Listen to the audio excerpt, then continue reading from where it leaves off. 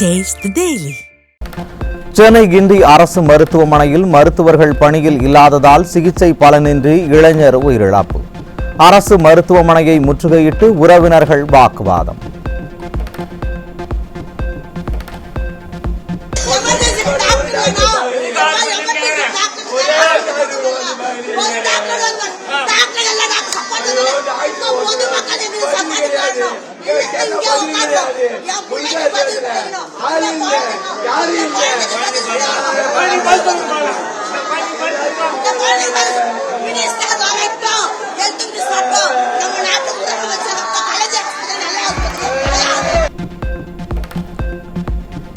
திமுக ஆட்சியில் குஜராத்தை விட அதிக விலைக்கு டிரான்ஸ்பார்ம் கொள்முதல் செய்யப்பட்டுள்ளதாக அதிமுக தகவல் தொழில்நுட்ப பிரிவு இணை செயலாளர் லஞ்ச ஒழிப்புத்துறையில் புகார். முறையாக வழக்கு பதிவு செய்து திமுக அமைச்சர் செந்தில் பாலாஜி மீது உரிய நடவடிக்கை எடுக்க வலியுறுத்தல்.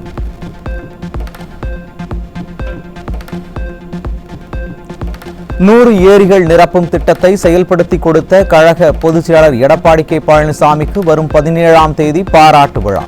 கழக பொதுச் செயலாளரிடம் விழாவிற்கான அழைப்புதலை வழங்கி வரவேற்ற விவசாயிகள். 2026 சட்டமன்ற தேர்தலில் அதிமுக கூட்டணியில் பாஜகவிற்கு ஒருபோதும் இடமில்லை. பாஜக அல்லாத கட்சிகளுக்கு மட்டுமே கூட்டணிக்கு அழைப்பு என அதிமுக பொதுச் செயலாளர் திட்டவட்டம். எங்களுக்கு மக்கள் விரோத திராவிட முன்னேற்ற கழக அரசு அகற்றப்பட வேண்டும். ஒன்று, பாரதிய ஜனதா கட்சியோட அதிமுக கூட்டணியில் 2. நான் வேண்டுகோள் விடுப்பதெல்லாம் மற்ற கட்சிக்கு தான், அதோட பொருத்தி பார்க்க வேண்டாம். அதிமுக ஆட்சி காலத்தில் நலத்திட்ட பணிகளே நடைபெறவில்லை என அபாண்டமாக புழுகு முட்டைகளை அவிழ்த்து விடுகிறார் ஸ்டாலின். அதிமுக பொதுச் செயலாளர் எடப்பாடி கே பழனிசாமி குற்றச்சாட்டு. இந்திய அண்ணா திராவிட முன்னேற்ற கழகத்தை பொறுத்த வரைக்கும் ஆட்சியில் இருந்தாலும் இல்லாவிட்டாலும் மக்கள் செல்வாக்குள்ள ஒரே கட்சி அதிமுக கட்சி தான். நான் சொன்னேன்ல, அதிமுக ஆட்சியில் தான் பொன்மனச்செம்மல் புரட்சித் தலைவர் எம்ஜிஆர் காலத்திலும் சரி, இதே புரட்சித் தலைவர் அம்மா காலத்திலும் சரி, அம்மா மறைவுக்கு பிறகு அம்மாவுடைய அரசும் சரி, நிறைய திட்டங்களை கொண்டு வந்து நிறைவேற்றப்பட்டு இன்றைக்கு தமிழ்நாடு இந்தியாவிலேயே ஒரு முதன்மை மாநிலமாக விளங்குவதற்கு அதிமுக அரசு தான் காரணம். சென்னையில் அரசு மருத்துவர் பாலாஜி தாக்கப்பட்ட சம்பவத்திற்கு அதிமுக பொதுச் செயலாளர் கண்டனம். அரசு மருத்துவர்களுக்கு ஸ்டாலினின் திமுக அரசு பாதுகாப்பு வழங்க வேண்டும் என வலியுறுத்தல். இன்றைக்கு மருத்துவர் என்று சாதாரண விஷயம் அல்ல, எல்லோருக்கும் ஓய்வு கிடைக்கும். ஆனால் ஓய்வே கிடைக்காத பணியாற்றக்கூடிய ஒருவர் மருத்துவர் தான். 24 மணி நேரம் ஷிப்ட் முறையில் மருத்துவர் பணியாற்றிக் கொண்டிருக்கின்றார். ஆகவே விலைமதிக்க முடியாத உயிரை காப்பாற்றக்கூடிய பொறுப்பு மருத்துவருக்கு இருக்கின்றது. அப்படிப்பட்ட மருத்துவருக்கு இப்படி கத்தி குத்து விழுந்தால் எப்படி மற்ற மருத்துவரெல்லாம் இந்த மருத்துவ துறையிலே செயலாற்ற முடியும் என்பதை எண்ணி பார்க்க வேண்டும். மருத்துவ துறையில் சார்ந்தவர்களுக்கு முழுமையான பாதுகாப்பு கொடுக்க வேண்டும் இந்த அரசாங்கம். ஆகவே இது உண்மையாக கண்டிக்கத்தக்கது. கன்னியாகுமரி, நெல்லை, தூத்துக்குடி, தென்காசி உள்ளிட்ட 18 மாவட்டங்களில் கனமழைக்கு வாய்ப்பு. சென்னை வானிலை ஆய்வு மையம் அறிவிப்பு.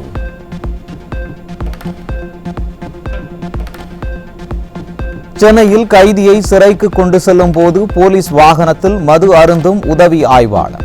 ஸ்டாலினின் திமுக ஆட்சியில் காவலர்களே ஒழுங்கீன செயல்களில் ஈடுபடும் நிலையில் சட்டம் ஒழுங்கு எப்படி பாதுகாக்கப்படும் என மக்கள் கேள்வி.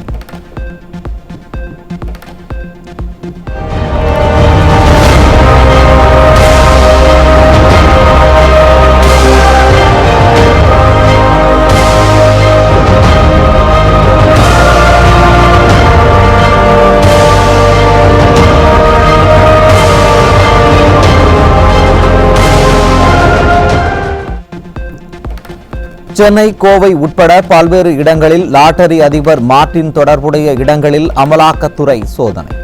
இல்லம் மற்றும் அலுவலகத்தில் அமலாக்கத்துறை அதிகாரிகள் 2வது நாளாக சோதனை நடத்தி வருகின்றனர். தமிழகம் முழுவதும் அங்கன்வாடி ஊழியர் மற்றும் உதவியாளர் சங்கத்தினர் மனித சங்கிலி போராட்டம். அடிப்படை வசதிகள் உள்ளிட்ட பல்வேறு கோரிக்கைகளை செய்து தர வலியுறுத்தி திமுக அரசுக்கு எதிராக கோஷம்.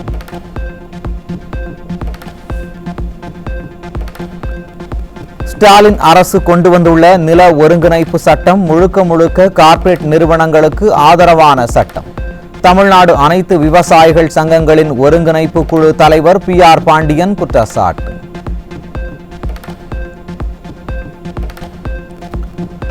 சென்னையில் குழந்தைகள் முதல் பெரியவர்கள் வரை மெட்ராஸை பாதிப்பு அதிகரிப்பு. கும்பகர்ணனை விட கொடிய தூக்கத்தில் இருக்கும் திமுக அரசின் சுகாதாரத்துறை எப்போது விழித்துக் கொள்ளும் என மக்கள் கேள்வி. மதுரை மாநகராட்சி பழங்கானத்தம் தொடக்கப்பள்ளியில் ஆசிரியர்களின் அலட்சியத்தால் மாணவன் பள்ளி மாடியில் இருந்து தவறி விழுந்து படுகாயம். பேச்சுவார்த்தைக்கு வந்த திமுக மாமன்ற உறுப்பினர் சுதனை முற்றுகையிட்டு மாணவர்களின் பெற்றோர் சரமாரி கேள்வி. மதுராந்தகம் ஏரியை சுற்றியுள்ள நீர்பிடிப்பு பகுதிகளில் பராமரிப்பு மற்றும் சுத்திகரிப்பு நடவடிக்கைகள் இல்லாததால் முழு கொள்ளளவை எட்ட முடியாத அவலம். கும்பகர்ண தூக்கத்தில் இருக்கும் திமுக அரசு நீர் மேலாண்மையை முறையாக மேற்கொள்ளாததே காரணம் என மக்கள் குற்றச்சாட்டு. மைனாரிட்டி பாஜக அரசு சிறு வணிகர்களின் கடை வாடகைக்கு 18% GST விதித்துள்ளதாக குற்றச்சாட்டு. சிறு வணிகர்களையும் விட்டு வைக்காத மைனாரிட்டி பாஜக அரசு GST வணிகத்துறையே விற்றுவிடப் போவதாக சிறிய கடை வியாபாரிகள் வேதனை. கடலூர் மாவட்டம் சேத்தியாத்தோப்பு அருகே மின்சாரம் தாக்கி சிறுவன் உயிரிழப்பு. தனது வீட்டில் லைட் போடுவதற்காக சுவிட்சை போடும்போது சிறுவனுக்கு நேர்ந்த பரிதாபம்.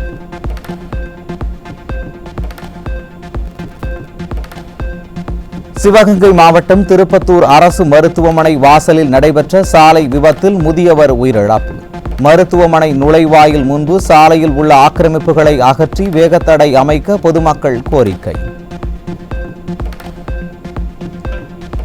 காஞ்சிபுரம் மாவட்டம் ஒரகடம் அருகே உள்ள குளத்தில் பிறந்து சில மணி நேரமேயான பெண் சிசு சடலமாக மீட்பு.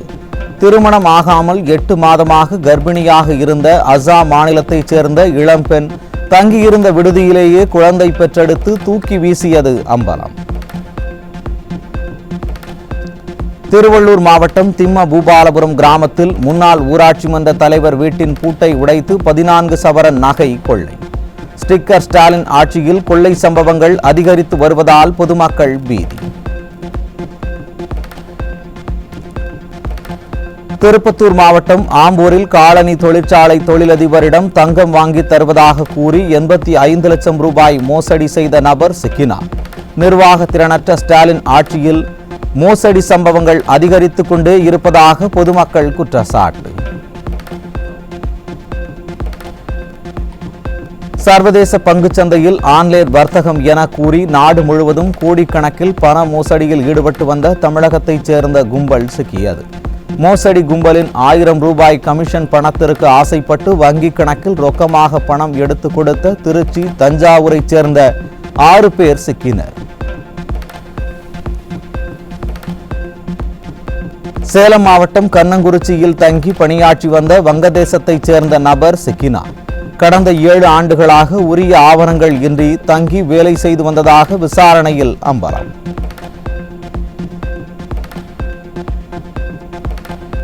தஞ்சாவூர் மாவட்டம் பூதலூர் அருகே எலக்ட்ரீஷியன் தொழிலாளி இரும்பு கம்பியால் அடித்து கொலை. செயலற்ற ஸ்டாலின் அரசின் ஏவல் துறை கும்பகர்ண தூக்கத்தில் இருப்பதால் குற்ற சம்பவங்கள் அதிகரித்து வருவதாக மக்கள் குற்றச்சாட்டு. செங்கல்பட்டு மாவட்டம் கூடுவாஞ்சேரி அருகே விற்பனைக்காக பதுக்கி வைத்திருந்த 73 கிலோ குட்கா சிக்கியது. திமுக அரசின் காவல்துறை மீது அச்சம் இல்லாததே போதைப்பொருள் புழக்கத்திற்கு காரணம் என குற்றச்சாட்டு. வேலூர் மாவட்டம் பேரணாம்பட்டு அருகே கஞ்சா விற்பனையில் ஈடுபட்ட 2 பேர் சிக்கிய நிலையில் 250 கிலோ கஞ்சா பறிமுதல். திறனற்ற ஸ்டாலின் ஆட்சியில் செயலற்று இருக்கும் ஏவல் துறையால் போதைப்பொருள் விற்பனை அதிகரித்துள்ளதாக மக்கள் குற்றச்சாட்டு. கோவையில் 15 லட்சம் ரூபாய் மதிப்புள்ள போதைப் பொருட்களுடன் 5 பேர் கொண்ட கும்பல் சிக்கியது. மார்க்கெட்டுக்கு வரும் காய்கறிகள் போல நிர்வாக திறனற்ற ஸ்டாலின் ஆட்சியில் தினம் தினம் விற்பனைக்கு வந்து கொண்டிருக்கும் போதைப் பொருள்.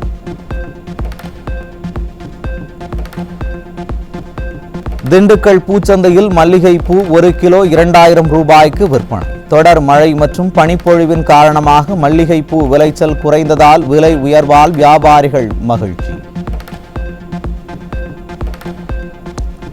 தருமபுரி மாவட்டம் பென்னாகரம் அருகே கூடுதல் பேருந்து இயக்க கோரி மாணவ மாணவியர் பேருந்தை சிறைப்பிடிப்பு. ஸ்டாலின் ஆட்சியில் போதிய பேருந்துகளை இயக்காமல் போக்குவரத்து துறை தூங்கிக் கொண்டிருப்பதாக பொதுமக்கள் குற்றச்சாட்டு. கரூர் தனியார் பேருந்து கட்டுமான நிறுவனத்தில் ஏற்பட்ட தீ விபத்தில் ஒருவர் பலி.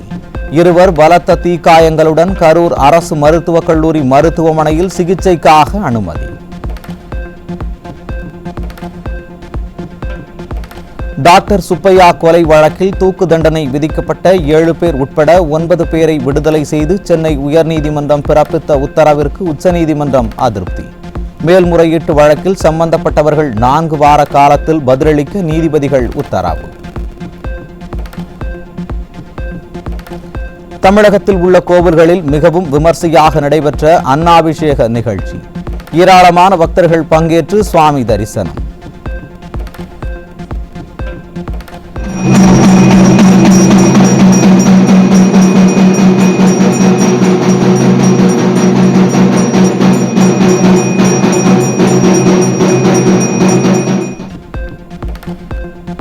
கடலூர் மாவட்டம் காட்டுமன்னார் கோவில் அருகில் வீராணம் ஏரியின் ஷட்டர் பழுது காரணமாக மணல் மூட்டை வைத்து அடைக்கும் அதிகாரிகள்.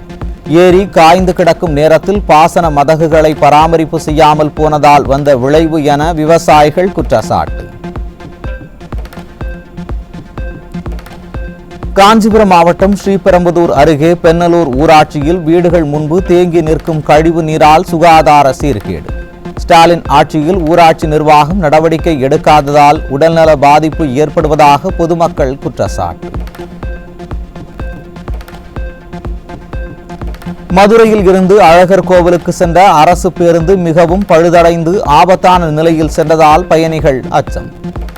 காயலான் கடைக்கு அனுப்ப வேண்டிய பேருந்துகளை வைத்து மக்களின் உயிரோடு விளையாடுவதாக ஸ்டிக்கர் ஸ்டாலின் அரசின் மீது மக்கள் குற்றச்சாட்டு.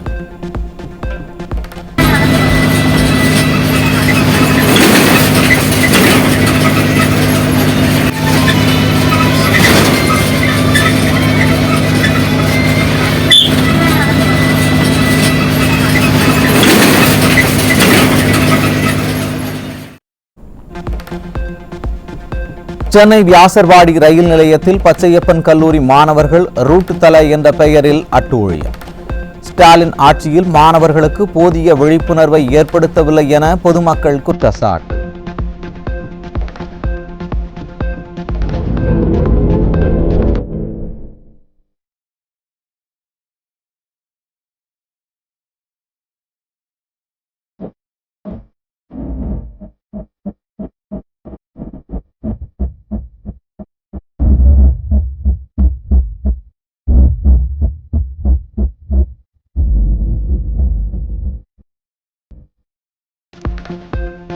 கன்னியாகுமரி மாவட்டம் நாகர்கோவில் அருகே இருசக்கர வாகனத்தில் வந்த இளைஞர் ஆட்டோ டிரைவரை தாக்கும் சிசிடிவி காட்சி. இருசக்கர வாகனத்தில் ஆட்டோவை இடித்து சென்றதால் இளைஞர் ஆத்திரம்.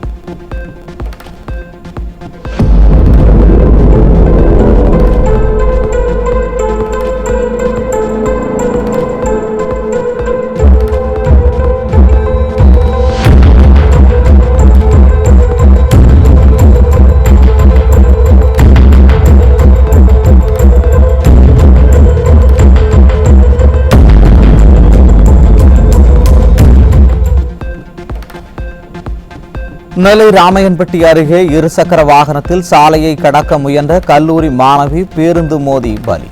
காண்போரை நெஞ்சை பதைபதைக்க வைத்த விபத்து தொடர்பான சிசிடிவி காட்சி.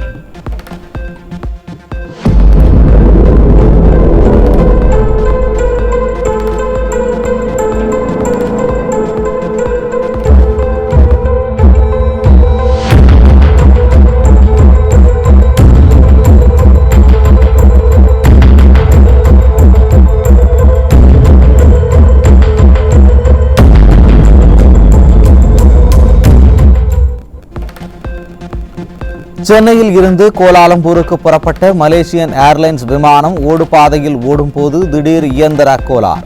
விமானம் துரிதமாக ஓடுபாதையில் நிறுத்தப்பட்டதால் 125 பேர் நல்வாய்ப்பாக உயிர் தப்பினர்.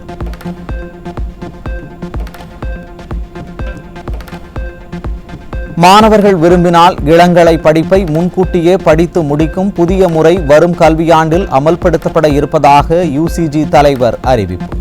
கல்வியின் தரத்தை குறைக்கும் முயற்சியா என பொதுமக்கள் கேள்வி.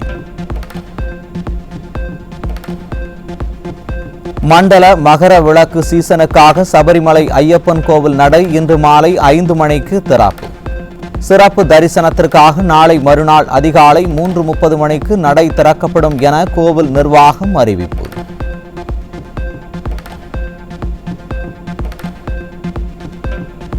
ஆந்திர மாநில முதல்வர் சந்திரபாபு நாயுடு மீது அவதூறு கருத்து பதிவிட்ட விவகாரம். நடிகை ஸ்ரீரெட்டி மீது காவல்துறை வழக்கு பதிவு. இலங்கை தேர்தலில் ஜனாதிபதி அனுரகுமார திசநாயக்க தலைமையிலான தேசிய மக்கள் சக்தி முன்னிலை. எதிர்க்கட்சியாக விளங்கிய சஜித் பிரேமதாச தலைமையிலான ஐக்கிய மக்கள் சக்தி பின்னடைவு. மும்பை விமான நிலையத்துக்கு வெடிகுண்டு மிரட்டல். வெடிகுண்டு மிரட்டலை தொடர்ந்து மும்பை விமான நிலையத்தில் பலத்த பாதுகாப்பு.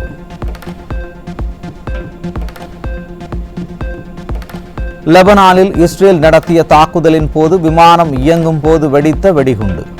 வான்வரை கரும்புகை பரவிய வீடியோ வெளியானது.